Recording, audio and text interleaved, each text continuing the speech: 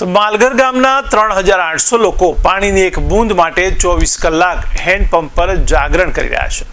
ત્યારે આઝાદી બાદ 35-40 વર્ષ પહેલા મોહપાડા ફળિયામાં સ્થાપિત થયેલા એકમાત્ર હેન્ડપંપ પર લોકોને 2 બેડા પાણી ભરવા માટે પણ કલાકો સુધી રાહ જોવી પડે છે। આ ગામમાં લગ્ન જેવા પ્રસંગો પર પરિવારો માટે પાણીની વ્યવસ્થા કરવી એક મોટો પડકાર બની ગયો છે। તો સરકારે 586 કરોડના ખર્ચે અસ્ટોલ જૂથ પાણી પુરવઠા યોજના હેઠળ ઘરે ઘરે નળ કનેક્શન આપ્યા છે, પરંતુ તેમાંથી એક ટીપું પણ પાણી આવતું નથી। ત્યારે નળની હાલત ખરાબ થઈ ગઈ છે અને તે ખંડેર અવસ્થામાં જોવા મળે છે। ત્યારે સરકારી તંત્ર દ્વારા યોજનાઓ મંજૂર કરાવીને તેને કાગળ પર પૂર્ણ બતાવવામાં આવે છે, પરંતુ વાસ્તવિકતામાં કપરાડા તાલુકામાં વાસ્મો યોજના અને પાણી પુરવઠા યોજના સંપૂર્ણપણે નિષ્ફળ ગઈ છે।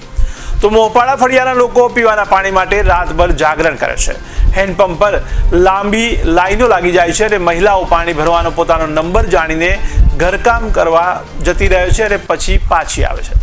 પાણીની આ સમસ્યાને કારણે ગામ લોકોને કામ ધંધા છોડીને પાણી ભરવા માટે મજૂરી કામ પણ છોડવું પડે છે। ત્યારે પાણી વગર ઘર ચલાવવું અશક્ય બની ગયું છે। માલઘર ગામમાં લોકો માટે પાણી જ જીવન છે। સ્થાનિક લોકોનું કહેવું છે કે જેમ શ્વાસ વગર જીવન શક્ય નથી, તેમ પાણી વગર પણ જીવન નકામું બની જાય છે। અનેક સરકારી યોજનાઓ છતાં આજે પણ આ ગામના લોકોને પીવાના પાણી માટે સંઘર્ષ કરવો પડી રહ્યો છે। ત્યારે સરકારી તંત્રની ઉદાસીનતા અને ભ્રષ્ટાચારના કારણે અબજો રૂપિયાના ખર્ચ છતાં પણ આ વિસ્તારના લોકોને પાણીના એક ટીપા માટે તરસવું પડી રહ્યું છે।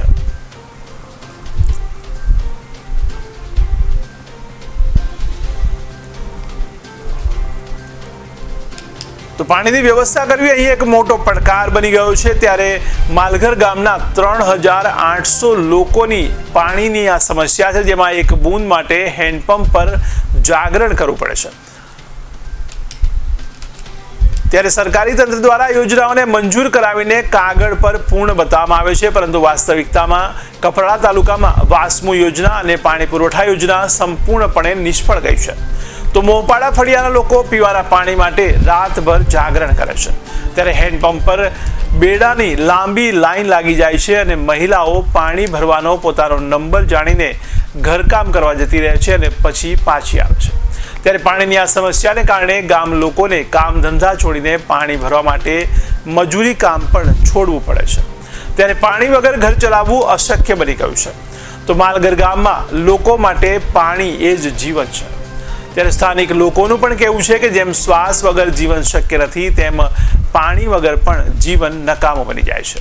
અનેક સરકારી યોજનાઓ છતાં આજે પણ આ ગામના લોકોને પીવાના પાણી માટે સંઘર્ષ કરવો પડી રહ્યો છે।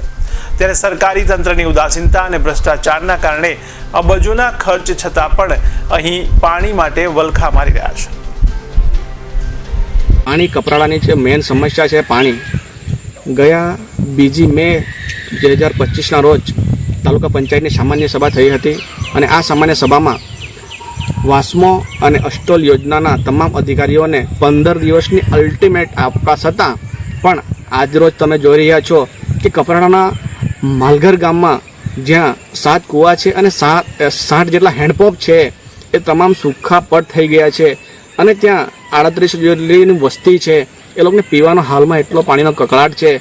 તો મારી તંત્રને વારંવાર રજૂઆત છે કે આ કપરાડામાં જે આટલી 586 કરોડની અસ્ટોલ યોજના છે, વાસ્મો યોજના છે, વારંવાર સામાન્ય સભા તાલુકા પંચાયતમાં થાય છે અને એ તાલુકા પંચાયતમાં પ્રમુખો છે, તમામ અધિકારીઓ છે, એ લોકોના મુદ્દાઓ પર ચર્ચા થાય છે, પરંતુ વિરોધ કરવા છતાં પણ આ જે પાણીની જે સમસ્યા છે તેનો ઉકેલ નથી થતો કપરાડામાં। તો મારી હાલ જે આ 1 થી 2 મહિના જે કપરાડામાં તમામ જે ગામોમાં જે છે પીવાની પાણીની સમસ્યા છે, એ સમસ્યા પર તંત્રએ હાલમાં તાત્કાલિક ત્યાં આગળ તમે અસ્ટોલ કે વાસ્મોની યોજનાનું પાણી ના પહોંચાડી શકો તો વાંધો નહીં, પરંતુ મારી તંત્ર અને અધિકારીઓને માંગ છે કે ત્યાં તમે હાલમાં જ્યાં સમસ્યા પાણીની ખૂબ જ તંગી છે ત્યાં તમે ટેન્કર થ્રુ પણ પાણી પહોંચાડો અને લોકોની હાલની સમસ્યા દૂર કરો। અને તાત્કાલિક ધોરણે તમે જે વાસ્મો અને અસ્ટોલ યોજનાના અધિકારીને અલ્ટિમેટ આપ્યું છે તેમાં કોઈ રિઝલ્ટ આવ્યું નથી, તો તમે ફરીથી એમાં એક વખત નોંધ કરો અને તંત્રને ઉજાગર કરો અને આ તમામ અધિકારીઓને આડે હાથે લઈ તમે આ તાત્કાલિક આ વાસ્મોની યોજના અને અસ્ટોલ યોજના નળે નળમાં જલ સે નલ ને ઘર ઘર નલ ને નલ સે જલમાં જે પાણી આપવાની વાત થયેલી એ હાલમાં ફેલ છે, એને તાત્કાલિક ધોરણે ચાલુ કરાવો એવી મારી માંગ છે। જય આદિવાસી।